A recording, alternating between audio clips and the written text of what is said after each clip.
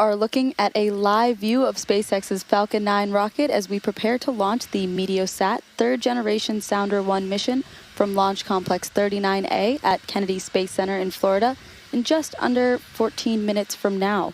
My name is Shreya Chintalapudi, and I'm a supply chain reliability engineer here at SpaceX. And I'm Zachary Lupin, an avionics supply chain engineer, and we are joining you live from SpaceX in Hawthorne, California. Today we will be delivering EUMETSAT's MTG-S1 mission to geosynchronous transfer orbit. EUMETSAT operates a system of meteorological satellites that observe the atmosphere, ocean, and land surfaces 24 hours a day, 365 days a year. MTG-S1 will be Europe's first operational sounding satellite in geostationary orbit. Now, MTG-S1 is carrying two missions this evening, the infrared sounder and the Copernicus Sentinel-4 ultraviolet visible near-infrared light imaging spectrometer. And in combination with Meteosat 12, which is already in orbit, MTG-S1 will enable weather and climate scientists to get a 4D vision of the dynamics and composition of the atmosphere. At just about T-minus 13 minutes, everything is looking good for an on-time liftoff of 5:04 p.m. Eastern Time, and the range is ready to support. Weather is currently green for launch with no concerns here at the top of the window. If for any reason we are unable to launch today, a backup opportunity is available tomorrow at the same time. That's 5:04 p.m. Eastern Time. And with that, let's take a look to learn a little bit more about the Falcon 9 supporting today's mission. There you can see Falcon 9 on your screen, a two-stage rocket that is 229 feet tall and getting ready for liftoff in just over 12 minutes from now. Now at launch, Falcon 9 produces about 1.75 million pounds of thrust. The bottom section is the first stage, or booster, and is powered by 9 Merlin engines. The 9 Merlin M1D engines burn for the first couple of minutes of flight, carrying Falcon 9 through the thickest layers of Earth's atmosphere. Early in flight, Falcon 9 performs a gravity turn, a smooth pitch maneuver that adds a slight rate to the first stage to start moving it sideways. Getting to orbit is a bit like throwing a ball so fast it never lands. Once the first stage completes its portion of the mission, it shuts down and separates. Falcon 9 sheds the booster to shed mass, enable recovery of the booster. Stage 2 and the payload keep climbing faster and more efficiently without the extra weight, accelerating to around 17,500 miles per hour or 28,000 kilometers per hour. That's definitely very fast.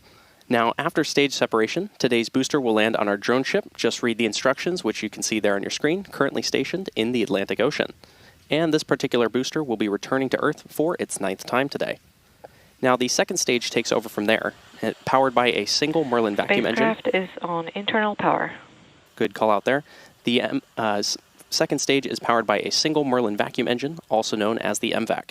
And with its extended nozzle and optimized design, the MVAC provides maximum performance in the vacuum of space. And tonight, we'll ignite that engine twice before deploying the MTG-S1 payload into orbit.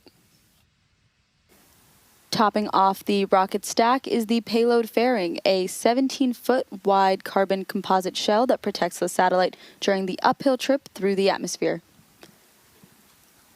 There's a photo of the payload being encapsulated in the fairing a few days ago. About 3 minutes into flight, both halves of the fairing will separate and parachute back to Earth. Both fairing halves on today's mission are flying for their first time today. If recovery goes to plan, the fairings will be pulled from the ocean and prepped to fly again on future launches. Now, so much of what makes Falcon 9 remarkable happens in flight. We have stages separating, the first stage landing itself on a drone ship in the middle of the ocean, fairings parachuting back to Earth, all ready for another flight to space. Every part of Falcon 9 is part of a larger design that comes together to do one thing, and that's to escape gravity. And that is the first step in building our multiplanetary future. And that's a future I'm definitely excited to be a part of. While the countdown continues, here is a video from our customer for today's mission, EUMETSAT. Day in, day out, we provide our data, it gets used by weather services, and it's used to help people stay safe. All the data that goes into the weather forecast models so that they can then project it forward in time. A lot of what we do in supporting weather forecasting supports action. So the value from our data comes when somebody far down the line does something or makes a decision and takes an action. And today we're launching MTG-S1. The first European sounding satellite in geostationary orbit. This satellite will complement data from Meteosat-12 launched in 2022 and will cause a revolution in weather forecasting and climate monitoring at a time when climate change is having such an impact on severe weather events. This data will ensure that European societies are even more resilient to those changes. MTG-S1 is the fruit of the collaboration and the strong, long-lasting collaboration between ESA and EUMETSAT. MTG-S1 spacecraft will host two missions. One is the infrared sounder, and then the Copernicus Sentinel-4 mission. The infrared sounder and Sentinel-4 mission are separate but complementary missions. The Sentinel-4 will add new capabilities to Copernicus. The data will be used by the Copernicus Atmosphere Monitoring Service to supplement air quality, pollution, and climate monitoring. The infrared sounder can identify regions of instability in the atmosphere before clouds have even started to form. This will allow scientists and engineers to derive a four-dimensional picture of water vapor and temperature in the atmosphere. In combination with data from Meteosat-12, the synergies will bring impactful benefits to users. It will enable weather and climate scientists to get full division of the dynamics and composition of the atmosphere. Both these instruments are, frankly, masterpieces of technology, developed in Europe by European industry and European agencies. What excites us is the new information we will get with this data. It's not only the data itself, but it will provide more information that we have now. And that's really exciting. And we are looking forward to try to use the data in scientific and in an operational context and help the forecasters to use those data and those information to get better forecasts. MTG is the combination of more than a decade of partnership. It takes from a project on paper to a spacecraft that will be launched today over a decade and involves thousands of people in consortium of more than 120 companies which are led by OHB. I would really like to thank all the teams involved in developing this truly outstanding satellite system. We are really looking forward to seeing this system operational in space, and that starts today with the launch.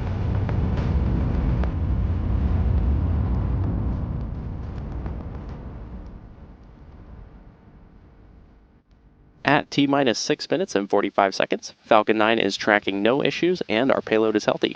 Now, Falcon 9 has been loading propellant since the T-minus 35 minute mark, and it'll finish loading up to around the T-minus 2 minute mark. Quick reminder there, if for some reason we do not launch today, we do have a backup opportunity tomorrow at 5:04 p.m. Eastern Time.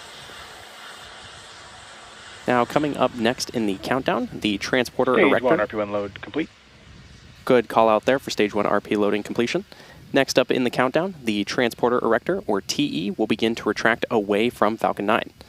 That's the large truss structure you see standing next to the rocket. It's hinged at the base and connected to the launch mount beneath the first stage. First, we'll see the clamp arms open around the Falcon 9 second stage. Then the TE will begin to pivot back, slowly swinging away from the vehicle. And it'll reach full recline at about the T-minus 3 minute and 40 second mark.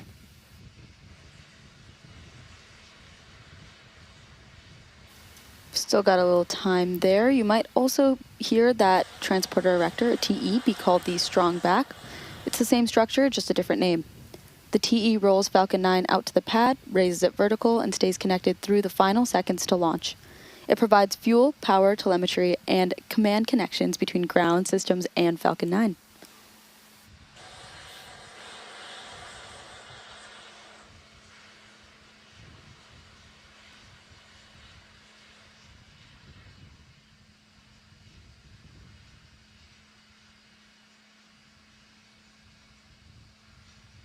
just about 40 seconds away from starting to see those clamp arms opening around the second stage on our vehicle stack. Tanks are pressing for Stromberg retract. And another good call out there.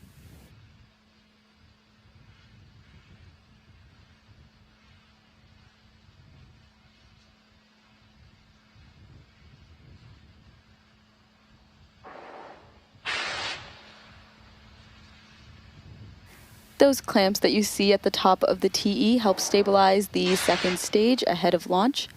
As they open, retract has started. There's that call out there. As they open, the rocket is fully free at the top.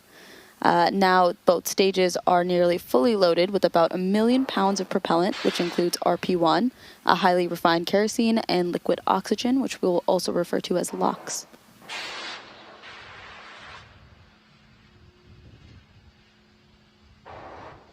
And there you can see those clamp arms beginning to open around the second stage there on your screen.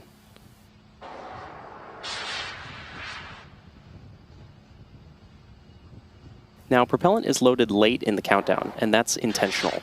Colder propellants are denser, and denser propellants mean more performance out of the same tanks.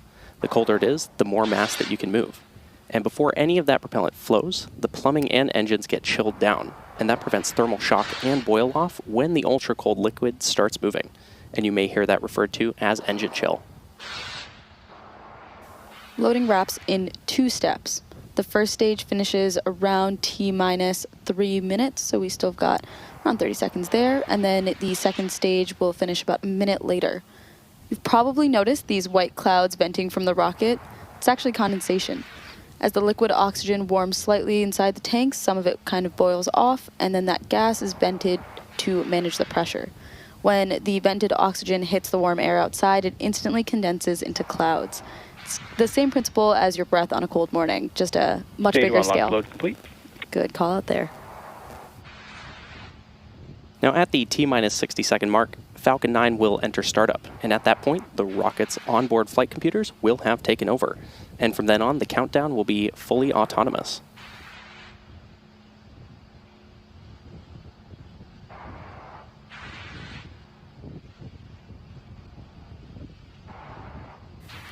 Once we hit inside of T-minus 2 minutes, the 9 Merlin 1D engines will ignite. Once they're at full power, Falcon 9 will lift off of the pad and begin its climb to orbit. As of now, the payload remains healthy. Falcon 9 is tracking no issues. Weather is still green, and the range is ready to support our T0 of 5:04 p.m. Eastern Time. With that, we're proceeding into the last few minutes here of terminal count.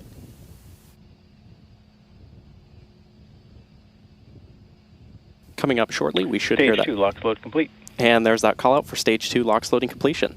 Falcon 9 is now fully loaded with 1 million pounds of kerosene fuel and liquid oxygen.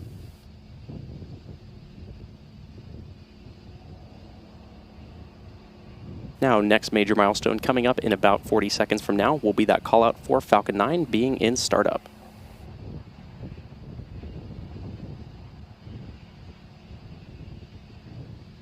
Gas launch closeouts.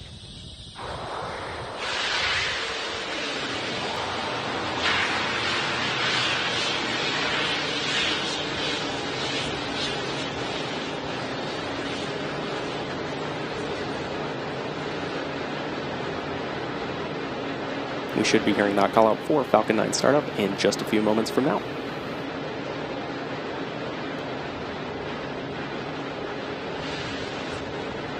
Falcon 9 is in startup. And great call out there. Lastly, we'll hear the final go, no-go from our launch director.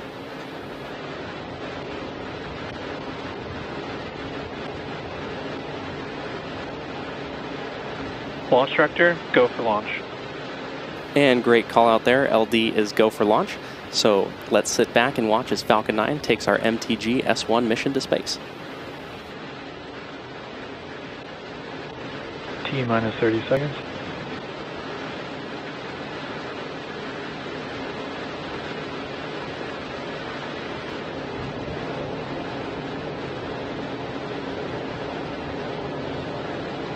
T-minus 15. T-minus 10, 9, 8, 7, 6, 5, 4, 3, 2, 1. Ignition and liftoff. Go Falcon. Go MTG-S1.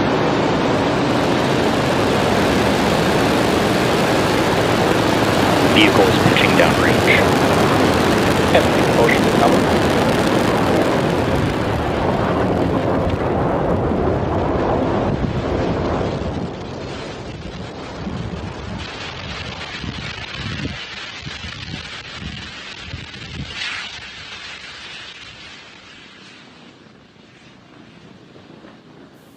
We've just passed 30 seconds and counting. Falcon 9 has successfully lifted off from Launch Complex 39A at Kennedy Space Center in Florida. In just a few Falcon seconds... 9 power and telemetry are nominal. Amazing call out there. Everything is nominal. Great to hear. In just a few seconds, we'll throttle the engines down. Falcon 9 is supersonic. Great call out again. We'll throttle the engines down in preparation for max Q, a period of maximum aerodynamic pressure. Now we should be hearing that call out for max Q in just a few moments from now. Max Q. Amazing. So we just heard that call out for max Q. The rocket has just passed. It'll experience the greatest mechanical stress in flight at that point. The rocket typically needs to go 17,500 miles per hour horizontally in order to avoid being pulled back down to Earth and get into orbit. You can keep an eye on the Stage 1 telemetry on the bottom of your screen. Now we're going to have several... Back in flight chill. Good call out there. We're going to have several events coming up in quick succession, and we should hear all of those called out by Mission Control, starting with main engine cutoff, or MECO, then stage separation, SES1, and lastly, fairing separation. MECO is where we shut down all 9 M1D engines on the first stage. Stage separation is when the first and second stages of Falcon separate from one another.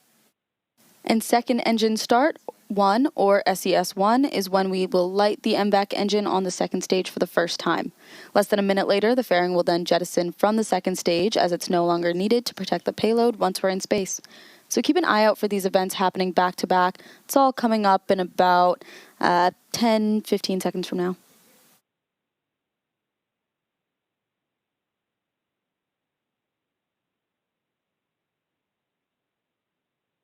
Just waiting and on MECO. that. There's that MECO call out they were looking for. Stage separation confirmed.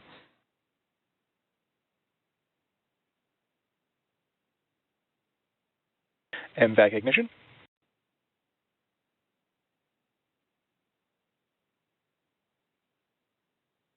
And there you heard and maybe even saw those events that happened back to back, which again were MECO, followed by stage separation, and then SES1. And in just about 20 seconds from now, we'll have fairing separation.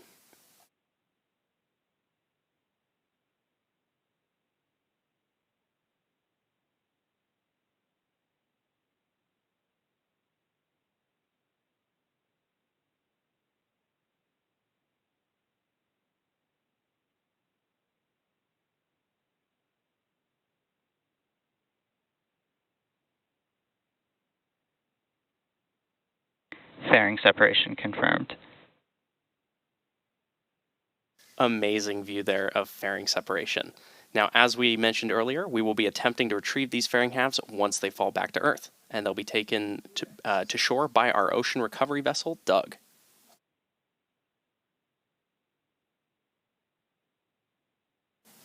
We're approaching just about 4 minutes into today's mission. At about T+6 minutes, you should see on your screen first stage's entry burn. To start the entry burn, we're going to relight 3 M1D engines, starting with the center engine, known as E9, followed shortly after by E1 and E5, which is similar to pumping the brakes to slow down the vehicle as it passes back into Earth's atmosphere. We need to slow down to reduce re-entry forces, which then helps us recover and reuse the first stage. During that entry burn, Falcon 9 is decelerating by firing its Merlin engines, but we still are moving very fast. This causes the vehicle to fly through Merlin's exhaust gases. Both vehicles are following a nominal trajectory. Great call out there, still moving nominal. This causes the vehicle to fly through Merlin's exhaust gases, also known as the rocket's plume, which deposits a layer of soot on the vehicle's surface. That soot comes from the carbon-based fuel that Falcon 9 uses, and with each flight, that soot builds up a little more on the outside of the vehicle. Oftentimes, prior to launch, you can see that soot from prior flights on the first stage. Now, just as a reminder, the second stage of our Falcon rocket is on the right-hand side of your screen, currently taking our payload to orbit, and on the left-hand side of your screen is our Falcon 9 booster, which is going to be making its way back down to Earth. This booster is flying for its 9th time today, having previously supported NASA Crew 9, RRT-1, Firefly Blue Ghost Mission 1, FROM-2, Sirius XM-10, and 3 Starlink missions.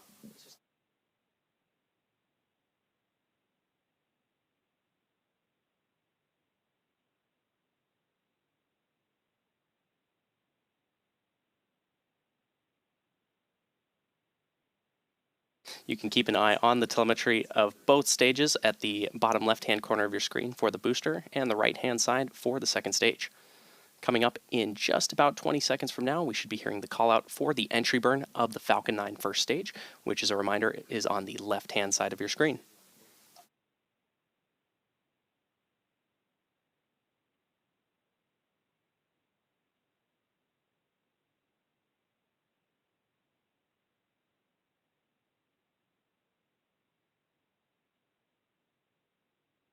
Stage 1, entry burn startup.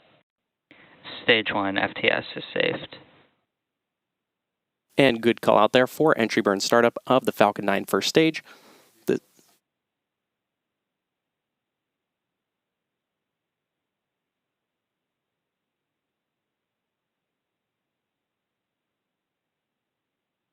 Stage 1, entry burn shutdown. And great call out there for entry burn shutdown of our Falcon 9 first stage. Great to hear. One of the most iconic things about Falcon 9 is its reusability. It's key to lowering the cost of spaceflight, which enables more investments in critical scientific research. The Falcon 9 first stage that is supporting today's mission is performing this entry burn for the 9th time. Now, the Merlins on the first stage are optimized for sea level, and these achieve 190,000 pounds of thrust each during ascent and descent. At liftoff, Falcon 9's first stage has thrust greater than 5 747 airplanes at full power. And the MVAC engine on the second stage, which has a much wider nozzle, is optimized to 220,500 pounds of thrust in vacuum. In a little over 30 seconds, the second stage Merlin vacuum engine will shut down.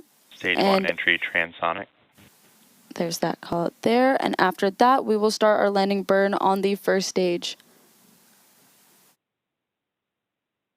Stage 2 is in terminal guidance. Stage 2, FTS is saved.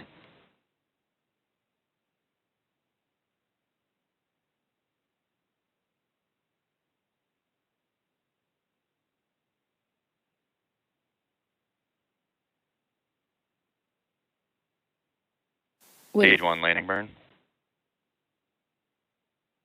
And good call out there for the landing burn start on our Falcon 9 first stage. Nominal orbit insertion.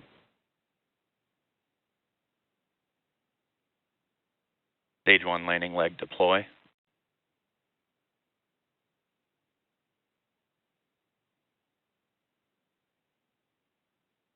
Stage 1, landing confirmed. And there's that call out of landing confirmation for our Falcon 9 first stage. As a reminder, this was the 9th launch and landing for this first stage, which previously launched NASA Crew 9, RRT-1, Firefly Blue Ghost Mission 1, FROM-2, Sirius XM-10, and 3 Starlink missions. We also heard a call out for nominal orbital insertion. With that, Stage 2 is embarking on its coast phase, after which the MVAC engine will relight for a second time at about T plus 26 minutes. This will be followed by another short coast and then payload deploy. We're going to take a quick break now and leave you with some space jams, and we'll see you back here in about 15 minutes.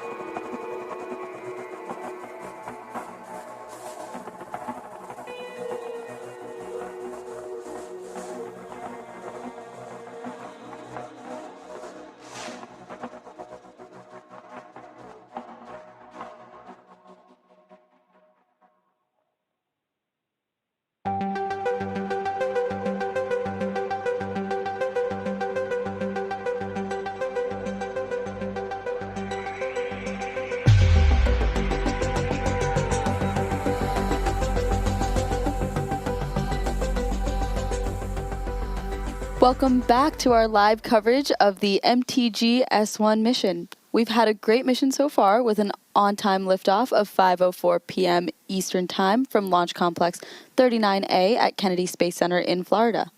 After a successful stage separation, the first stage returned to Earth with a precision landing on our drone ship. Just read the instructions. And just before the break, we had confirmation of nominal orbital insertion. And coming up next, the Merlin vacuum engine on the second stage will reignite for the second time, and you might hear it referred to as SES2.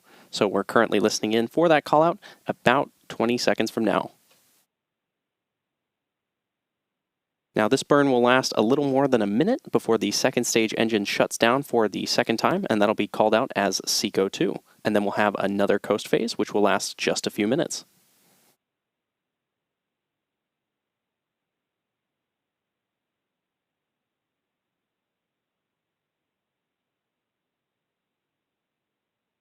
MVAC ignition. And good call out there for MVAC ignition. So as I mentioned, this burn will last a little more than a minute before the second stage engine shuts down. Now our customer for tonight's mission is EUMETSAT. The Meteosat third generation sounder, or MTG-S1, will be the first ever European sounding satellite in geostationary orbit.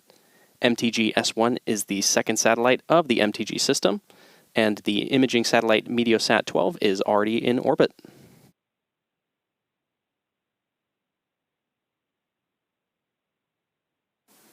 MTG-S1 actually carries two missions, the infrared sounder and the Copernicus Sentinel-4 ultraviolet visible near infrared light imaging spectrometer. The Copernicus Sentinel-4 mission is an ultraviolet visible and near infrared sounder. It's expected to send hourly data over Europe on aerosols, which are fine particles in the atmosphere, as well as on the concentrations of nitrogen dioxide, or NO2. MVAC shutdown. MVAC shutdown, great call out there. As I was saying, nitrogen dioxide, or NO2. Nominal orbit insertion. Nominal orbit insertion, there's that call out there. We've got ozone, or O3, and sulfur dioxide, which is SO2.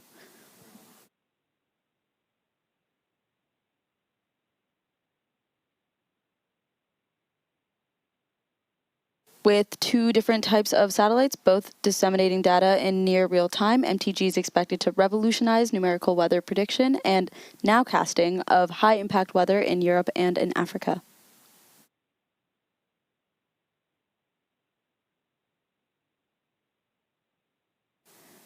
And with that second shutdown of the MVAC engine, the second stage is going to coast for about 6 minutes. We're going to take a short break for that coast, and we'll be back for the deployment of the MTG-S1 satellite.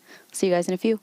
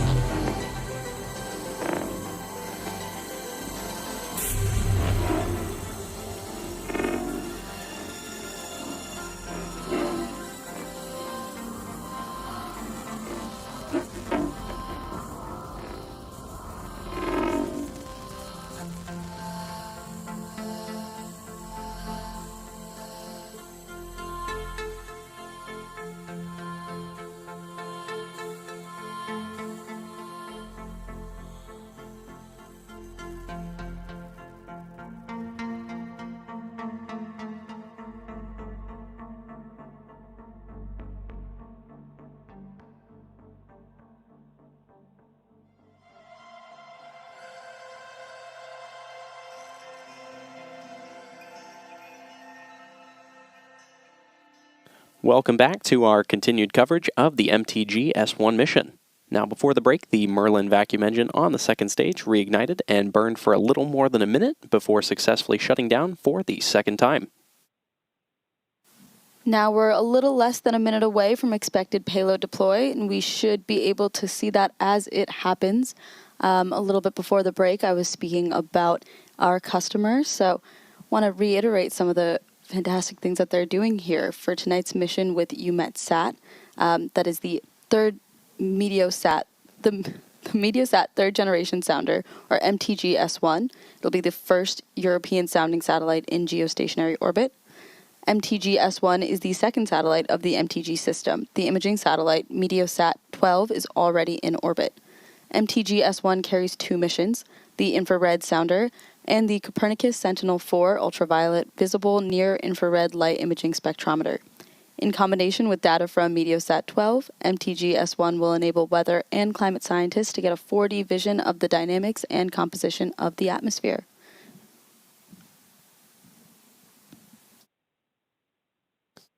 Now, in combination with data from Meteosat 12, MTG-S1 will enable weather and climate scientists to get that 4D vision, and with two different types of satellites, both disseminating data in near real time, MTG is expected to revolutionize numerical weather prediction and nowcasting of high-impact weather in both Europe and Africa.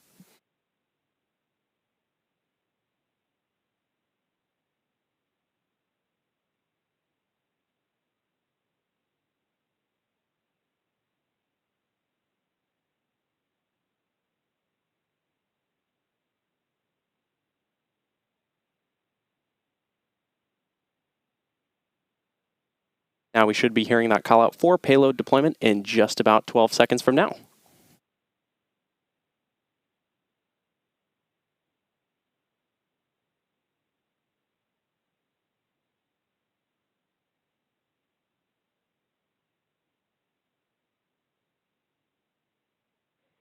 MTG-S1 payload deploy confirmed.